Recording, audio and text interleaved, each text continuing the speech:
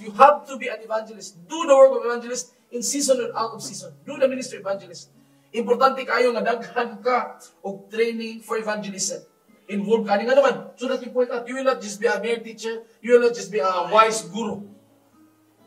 Biblical scholar. Mo ni naka-diferensya sa usa ka biblical scholar o usa ka evangelist, because you can point out your message bisag unsa pa dito kang Kristo. You can make it as a story.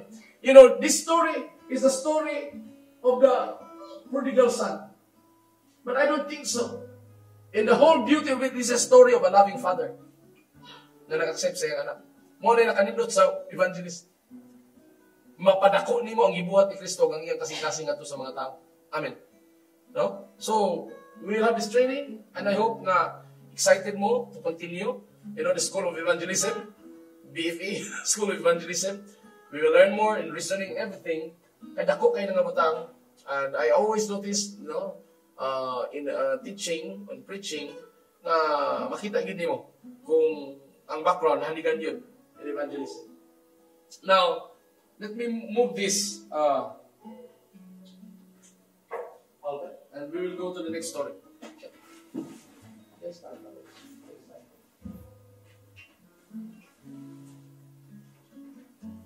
Okay? The next is when we talk to children. Importante kayo lahi ang pag-iistorya sa mga dagko, lahi ang pag-iistorya sa mga bata. And I do believe na importante kayo unsa mo istorya sa mga bata. Nga naman, because kung ang bata matransform niya, matamnan nimo ang imong iyang pagkabata, matransform niyo ang tibok niyang kinabuhi. Di ba?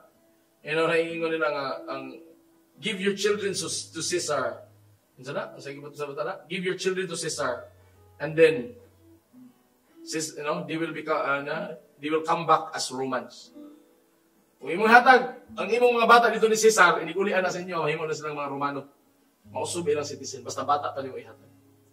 I think mao po na ang concept sa communism. 7 na pito kaedad ng mga bata, trino na nila for communism. For terrorism also, bata pa na nilang imputan. Pero kita, we are in a different field. Why? Ang atong field is the field of love to the Lord Jesus Christ. When we introduce to children, atong introduce si Jesu Cristo. Lahi sa ubang kangkero, naman, atang kangkero na dang espada, ni kangkero ni manipulate. Pero ang atong Ginoo, ni hatag og gugma, ni sakripisyo, ni pakamatay dito sa krus. O iyang ikangker ang kalibutan ng hangtod karon. The greatest conqueror. Nagpakamatay. Wala mipatay. And this is the story tonight. A person might be so negative, kung ako'y pasultion, negatibo tingali kayo ang iyang kinabuhi. And if you research about him, naghang negatibo sa iyang kinabuhi. Pero usa ka butang sa iyang kinabuhi. Iyang gisakripisyo po iyang kinabuhi. He's actually the picture also of the Messiah. You know the person already? The name is Jonah. Okay? So I'll tell it first in the children's way, and then I'll give a conclusion for the adults. Okay na? You know, sa mga dagko, we speak general, and we always tell a story as intimate and illustrative at the same time. Pero sa mga bata, you have to, paminaw ni, kaya mga ni magkane mo, kung istorya ka mga bata, you have to be objective to them. Intentional na ikaw rin, specific to them. You have to let them feel personal kayo, nga sila yun mismo, ang istoryahan. And then second, hindi lang kay personal kaayo ang pag-istorya, kundi every now and then, ipakita nimo ang kamaayo sa Ginoo. Okay? Children's story, Sunday school, tanawan ninyo how to tell a story to children. No? And then, of course, point out, ilidi mo dito kang Kristo. You know? So, number 1, sa tayo na? Personal kaayo, ang istorya. Pwede na, ang dagko, hindi mo na pwede ikaw. Pero sa bata, pwede mo ikaw. No? Ikaw nga bata, imo na nga-mention. Ikaduha, saan? Every now and then, ipasulod mo ang kamaayo sa Ginoo. Pagrihon mo sila. Ikatulo, is i-point mo dito sa Kristo o sa kaluwasan. Okay? I hope I can tell a story. Maayong gabi, nga bata. Mag-istorya ko ninyo, kabahin ni Hunas. Okay? Jonah. No? Si Jonah, usa ka propeta sa Ginoo, pero gahi kay siyang ulo. Kaya daghan kayo siya kasakit. No? Daghan kayo siya kapungot. Ikaw po, daghan po kakapungot. Daghan po kakapungot. Kinsa may pala ni Jonah dire. Ikaw daghan kakapungot rin. Daghan kakapungot ari. No? Daghan kayo siya kasakit sa mga tao sa level sa ilang kontra ng mga nasod. Unya, isugo siya sa Ginoo. Jonah! Jonah! Oh, Ginoo. Adto dito sa Nineveh. Sultiid ang mga tao dito. Waliha ang mga tao dito. Aron maghinulsol sila. Si Jonah nasuko kayo. Kay di siya gusto mo sulti. Pero ang Ginoo, kabalo ka, buutan kayo siya. Nga naman, bisan pa ugdautan ang tao, gusto niyang sultian o pahinulsulon, mabalik niya. Maayo kayo ang Ginoo, no? Is it? No? Maayo kayo ang Ginoo. And then, si Jonah, instead nga maadto siya sa Nineveh, nisakay siya og barko. Nilukat siya, tikit pa doon siya sa Tarsus. Lahi na lugar. Ato siya sa wala, ato siya sa tuo. Kaya di siya gusto musugot. Sa sugo sa Ginoo niya. Di ba maot kayo na? Kumusupak sa kabubuton sa Ginoo. Maot kayo na, no? Magbuot ka sa pagbuot sa imong mama, papa, pastor. Suguon ka, di ka mo tunong, maot na, di ba? Is that good? Yung anak ang una-una ni Jonah. And then, isakay siya sa barko. Si Jonah, natago siya dito sa ilalim, tulog-tulog siya dito, na ay kusugay na hangin. Kusugay yung hangin. Kunya, ang barko tuwang-tuwang na, nakabantay mo ito, dili ni normal. Nga bagyo, nakabantay ang kapitan, nakabantay ang mga tripulant, ipanglabay na ito itong mga gamit. Ipanglabay nila ito ng gamit, anong gaan ang barko, pero grabe, pagyahan mo kayo. Kung dili ni normal, kinanglan, naagyon ni mo, ang Ginoo naghimuani. Yung anang Ginoo. Ang Ginoo concern ganun nga mahimo ang iyang plano. No? Pero wala pa sila nanunod. Di ba? Ang Ginoo maayo gyapon kaayo. Di pa realize lang sila, di ba? Mga bata, no? And then, ang gibuhat nila, nagripa sila. Nagkuhan sila. Kinsa maoy. Sakay sa barko, kinsa nila ang rason nga nung yung anak kapumot ang Ginoo sa ilang barko. Basta tingali, nakabantay tingali sila. Nga, kusong kayo balon dito, pero dito, waray balon. Klaro kayo. So, pagripa nila, nasakpan nila nga si Jonah. Mo irason. Jonah, unsa man ay ka? Sa alagad ko sa Ginoo, pero isupa ko sa Ginoo. Mong yung ani ang nahitabo nato ron. Kung gusto mong mga luwas mo, katong mga tawanan ay wakto sila bituo sa Ginoo. Pero atong nga tahimat, nangita sila sa Ginoo. Yung nanang kamaayo sa Ginoo. Ang Ginoo mo gamit sa negatibo, mga bagyo, sa lisod sa imong kinabuhi aron mapakita sa isang kaugalingon. Ingon si Jonah, nga akong isakripisyo na lang akong kaugalingon. Ako na lang mo itagak aron ka mo mabuhi. Mao nga ilang ilabay wa misala nga akong ilabay ni nga tao nangon sila ilang giitsa si Jonah sa dagat aron mamatay si Jonah aron dili na silutan apil sila. Unya tinuod na linaw ang dagat. Kung si Jonah willing na mamatay dito, pero ang Ginoo maayo kayo ang Ginoo. Ano naman, napadala siya dako kayo na isda, maayo kayo ang Ginoo. Gipakaon ni si Jonah, gitaguan si Jonah sa tiyan sa isda. Tulo ka adlaw sa tiyan dito sa isda si Jonah. Unya, pagkaabot sa ikatulog ka adlaw, giluwa siya dito sa Nineveh. Nigawas siya dito. Ginawa siya balik. Maayo ka ang Ginoo gihapon ni Jonah, no? Maski nag-rebelde siya. Ikaw po, di ba? Mag-rebelde ka, pero maayo gihapon ng Ginoo. Hatagan ka og chance. Tinuod ba na? And then, ang hitabo, dito si Jonah sa Nineveh, nagwali siya pag-ayo dito. Nga pag hinulsol mo siya, silutan mo sa Ginoo. Sunugon mo tanan. Mo nga ang hari nakadungog. Ang mga tao nakadungog tungod sa wali ni Jonah. Pagsangyaw ni Jonah, naghinulsol sila. Nanghilak sila sa ilang masala. Wa sila nangaon. Apil mga bata. Apil mawa nila patutuya ang mga bata. Kaya dili sila gusto nga silutan sila sa Ginoo. Ikaw ganahan ba ka nga silutan ka sa Ginoo? Dili ka ganahan nga silutan ka sa Ginoo. Mao kinahanglan maghinulsol sa itong mga sala. Mubalik na sa Ginoo. And then, sa nitabo, apil ang mga mananap nila, wa nila makanta. Ang mga baka, gihikot nila ang simod. Alam ni kakaon mga asno, mga kabayo, wa kakaon tanan. Kaya ningon ang hari, basin maluoy ang Ginoo nato. Imong tanaw ang Ginoo maayo ba o dili? Maluluyon ba ang Ginoo o dili? Maluluyon ang Ginoo, maayo kayo ang Ginoo. Mo to si Jonah ni ato siya sa bukid, naglingkod siya dito. Nagtanaw siya unsay buhaton sa Ginoo, sa Nineveh, unsa ang pagdaob sa Ginoo ang Nineveh. Pero ang mga tao, gikan sila pagrebildi sa Ginoo, pinakadako nga revival na hitabo sa usa ka syudad nibalik sa Ginoo ni hinulsol. Usa ka daotan ugwa nito sa Ginoo nibalik sa Ginoo. Lay paglaom sa atong kinabuhi. Nag-revival ang syudad, naghinulsol, ugwa sinuti sa Ginoo. Nagtanaw si Jonah. Nangagi. Wa lagi nimo siluti Ginoo, nasuko si Jonah.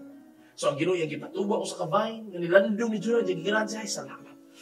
Hayahay kayo. Maayo kayang Ginoo, no? Giprovidean si Jonah, landong.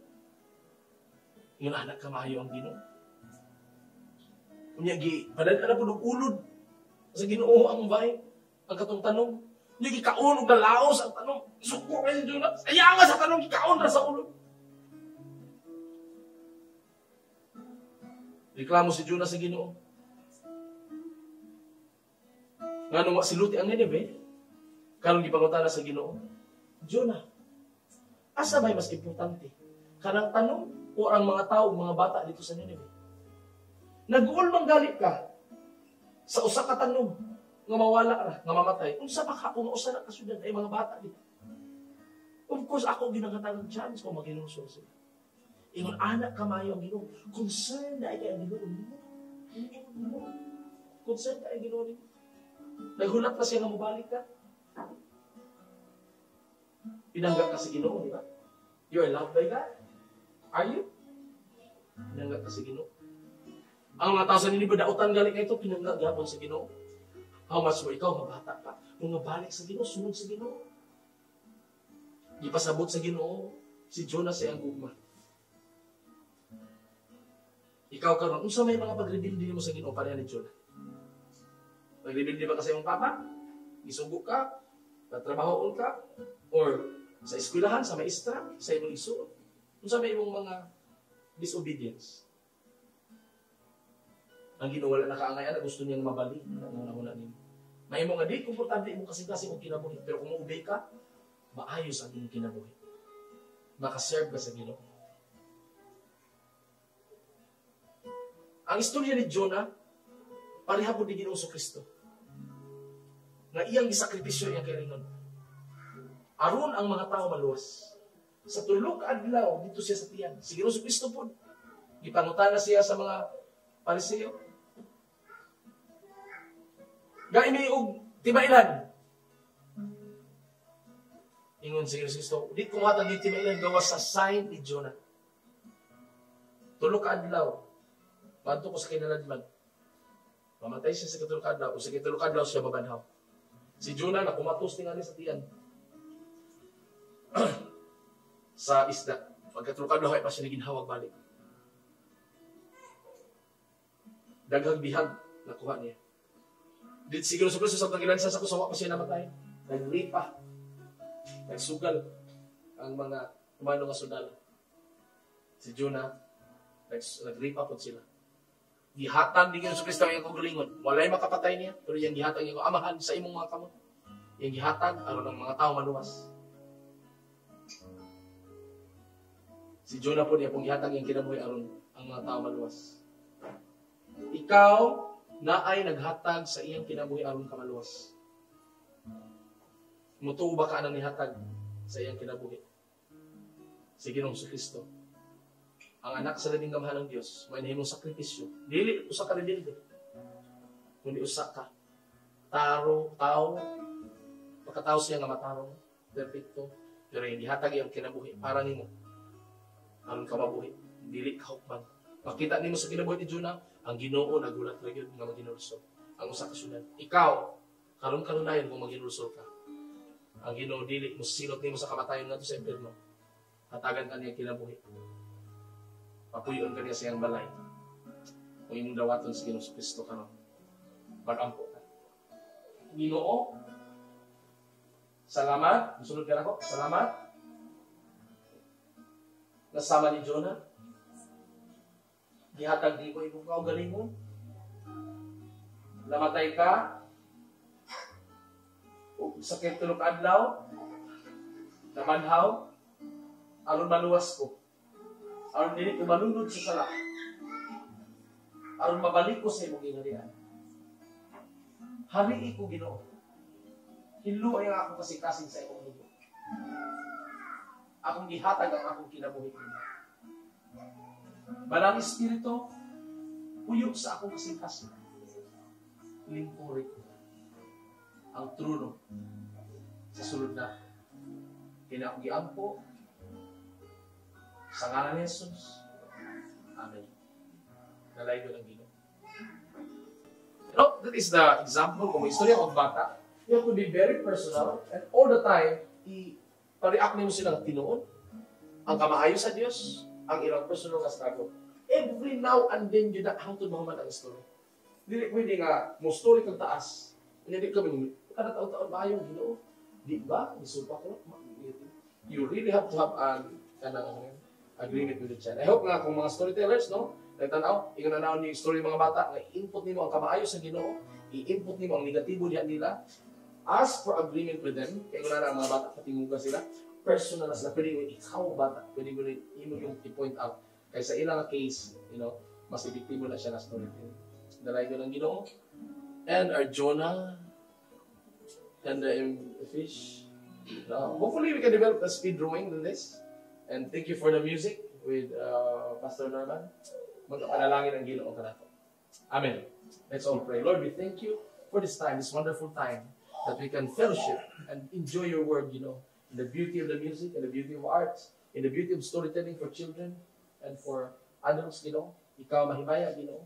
And that we will learn the curve of spreading the good news of the kingdom and the message of salvation, you know, sa tanang mga tao sa tibuok kalibutan, sa tanang nga klase nga need, sa tanang nga pamaagi o Diyos, aron lang sila maslat gikan sa pangitngit o sa kamatayon, condemnation sa interno.